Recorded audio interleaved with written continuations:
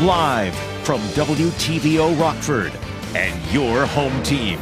Eyewitness News at 5 starts now. I didn't think it was ever going to happen. Finally. Gamblers get in line early to check out Rockford's new casino. It's Hard Rock's opening act before a bigger facility is built. Two more candidates throw their hat in the race for Congress. The Democrats explain the platforms they're running on and how they think it'll improve life in the state line. And a Northern Illinois nonprofit's now taking applications for a pair of unique scholarships. Organizers say the financial aid gives students who could be overlooked a chance to shine. Good evening, I'm Mimi Murphy. And I'm Eric Wilson. A dream decades in the making becomes reality. This morning, Rockford's Hard Rock Casino launched its opening act.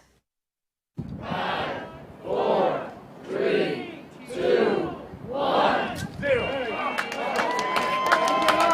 It's here. The Four Cities temporary casino is now open. Hard Rock staff as well as city and county leaders celebrated the milestone at the former Giovanni's. The project has already created hundreds of jobs, and the company vows to give back to the community.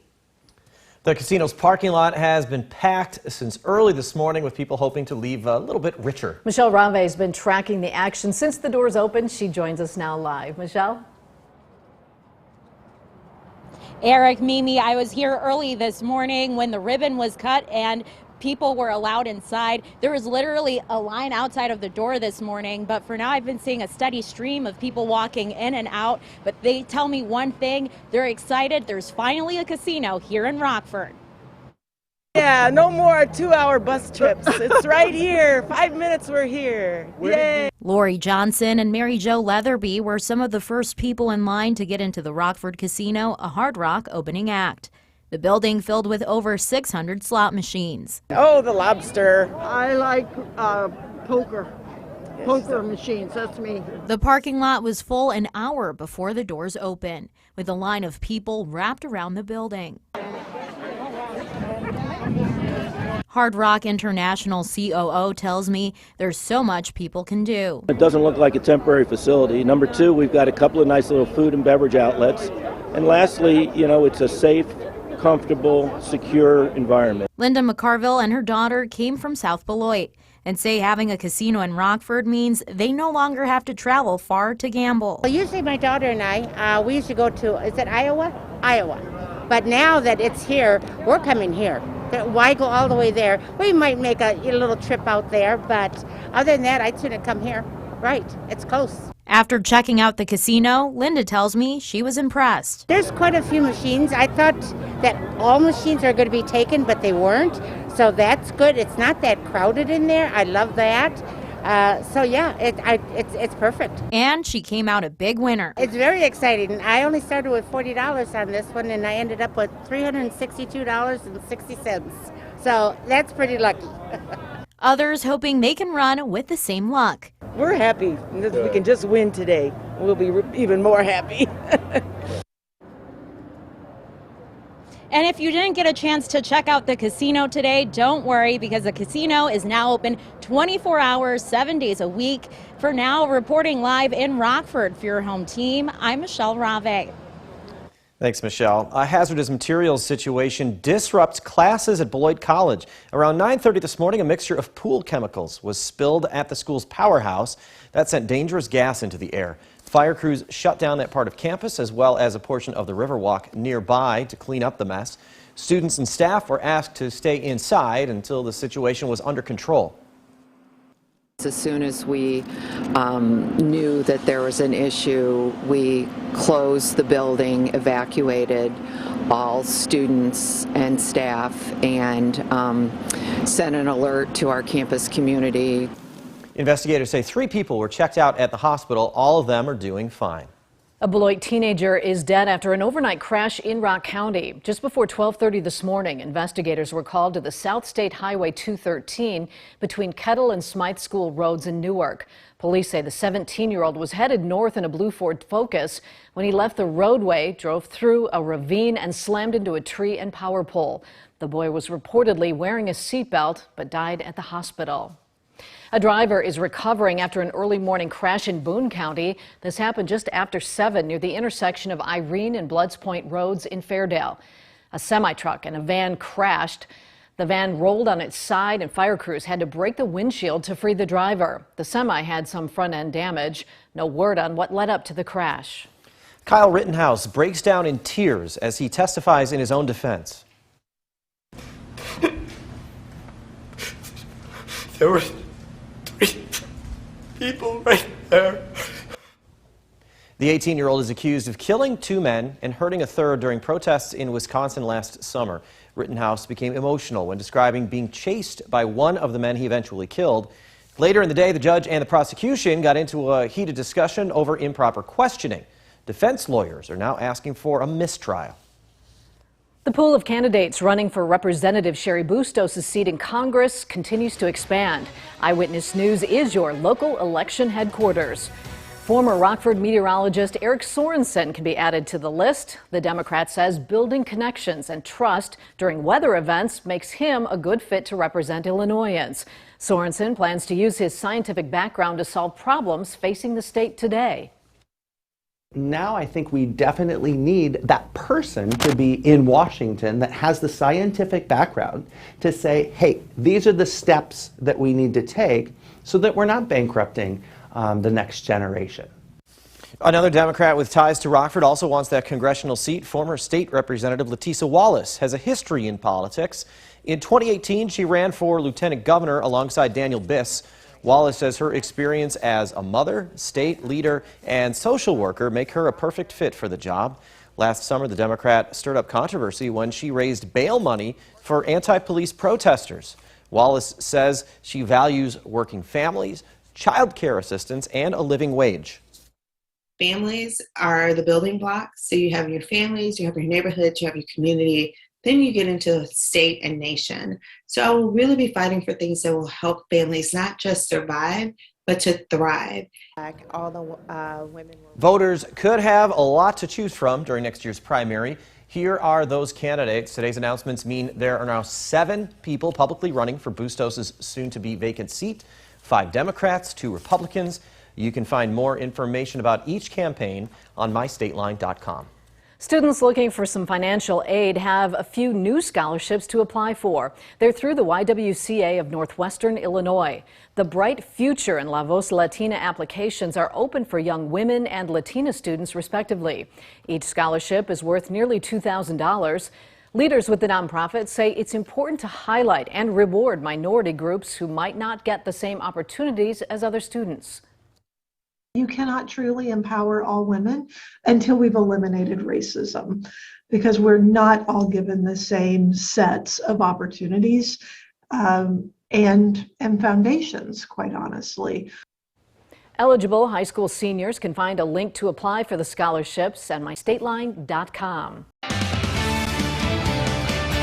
Cooler weather is here to stay for the next few months, but many families will still want to go out to eat. If you're hesitant about eating indoors amid the pandemic, Nicole Delgado has more information about an outdoor option. You heard Marcus, snow is in the forecast, and if you're worried about your outdoor dining is done until spring, just wait. A local restaurant has an interesting way to stay comfy and cozy with igloo dining.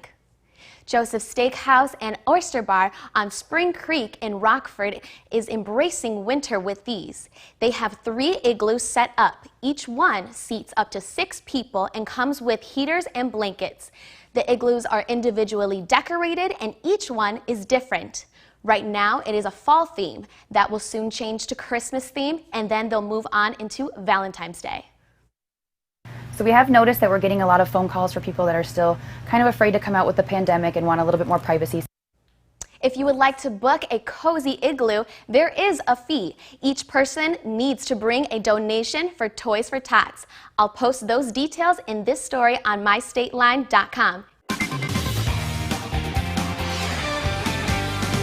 Well, good evening, everyone. It was a fairly pleasant weather day for us today. We saw temperatures reach into the upper 50s, but now we're talking about a cool down through the rest of the weekend with rain and then snow. But let's start out with the planning forecast for this evening.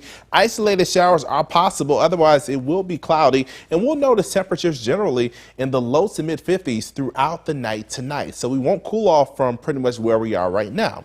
Now, when we take a look at the Mercy Up SkyTrack weather camera across the city of Rockford, things are quiet this evening, although it is a little breezy out there, and we are keeping an eye out for those isolated rain chances. Now, we saw a couple of spotty showers move across our region over the last couple of hours, but most of the wet weather is to our west now and is stretching all the way from the Canadian border down into parts of Oklahoma, and we even have some thunderstorms developing across Iowa. This energy will continue to push east and even intensify as we head toward tomorrow morning, and so we're talking about heavy rain for us as we begin the day. Now, how much rain are we expecting? Well, between now and tomorrow evening, most areas will see anywhere from a half inch to potentially a quarter of an inch, or 3/4 of an inch of rain. So we are talking about a good dose of rain as we head throughout the day, in particular in the morning. So let's track it. As we head throughout the night, spotty rain showers are possible. That continues as we head throughout the overnight, but the rain really does pick up by the time we get to tomorrow morning. You see the yellows and oranges, a sign of heavier rain rolling through.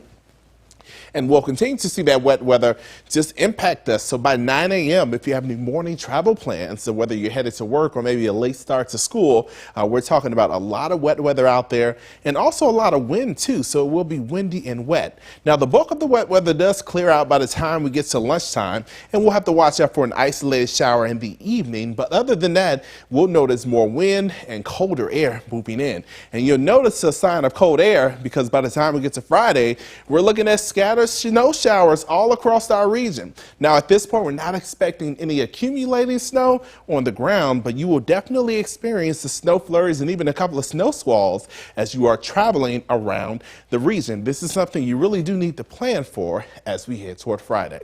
Now, when we talk about temperatures for today, we topped out in the upper 50s. Right now, we sit in the mid 50s, and again, we won't see temperatures drop too much more as we head throughout the night. But take a look at temperatures as we head toward the afternoon hours on Thursday, only in the mid 40s. So we actually cool off as we head throughout the day on Thursday. Plan for that. And then it gets even colder. By the time we get to Friday afternoon, we'll see temperatures in the mid 30s. So it will be a very chilly end to the work week, feeling a lot more like winter compared to fall.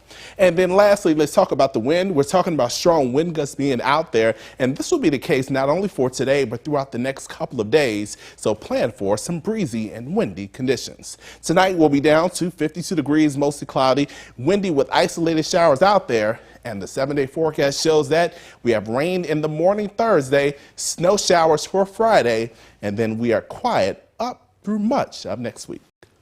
Now, the Napleton Sports Desk with Sports Director Scott Leber. Well, the Blackhawks are 2-0 since Derek King took over as the head coach. Is it a coincidence, or has he made a difference? Well, both games could have easily gone in the loss column. Sunday's win came in overtime, and last night's came in a shootout. So I'm not about to call King a miracle worker and declare him the greatest coach ever. But I think he's exactly what the Blackhawks need right now. Someone who can help the players relax. Someone who they feel like they can trust. Things have been so tense in the organization for so long, and having a robotic head coach in Jeremy Colleton didn't help. Colleton wasn't exactly somebody the players could warm up to. King, he's the opposite. He's genuine. He's not afraid to show emotion. He'll tell you what he thinks, and he doesn't have a giant ego. He remembers what it was like playing in the NHL for 14 years. He's willing to listen to others, including his players. He even admitted yesterday he still has a lot to learn about coaching in the NHL. Again, I'm going to use the word trust in describing King.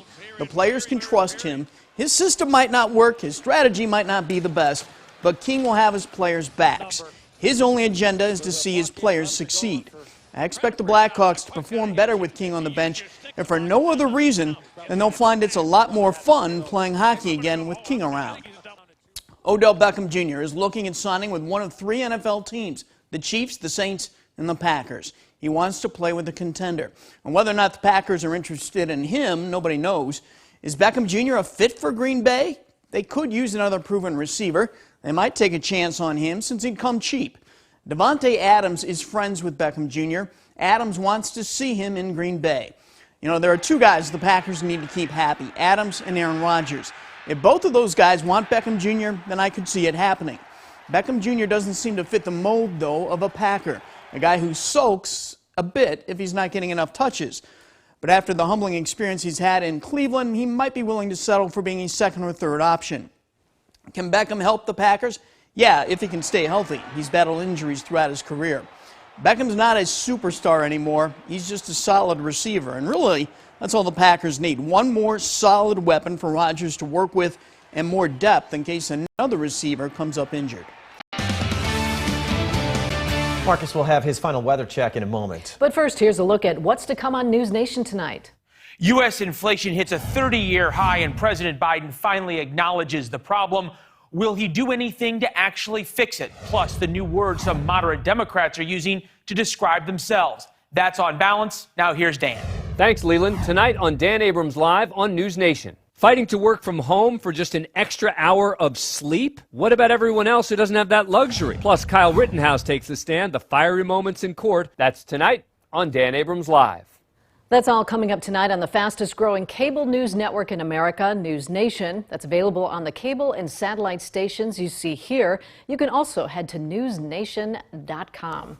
Marcus is back, and boy, at the end of that 7-day, well, the end of this week, yes. You're talking about some white stuff flying around, maybe? Yeah, exactly. We will definitely see some snow flying in the sky. Whether it accumulates, I don't think it will, just because the ground will still be fairly warm. Yeah, right. It hasn't been cold for very long. Well, we had, a streak of 4 days in a row of 60. Beautiful. Today's the first day sitting in those 4, so the first of 5 days where we didn't hit 60 degrees. Exactly. And we are talking about some pretty cold air on the way, so get ready for it. Now, first, here's a look at the Rockford Auto Glass, or the first Warren Interactive Radar, brought to you by Rockford Auto Glass and more.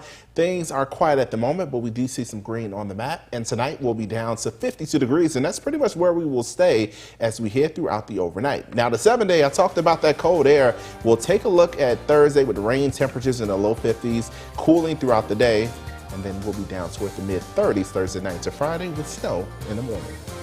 Thanks, Marcus. Thank you for spending time with us. Stay safe.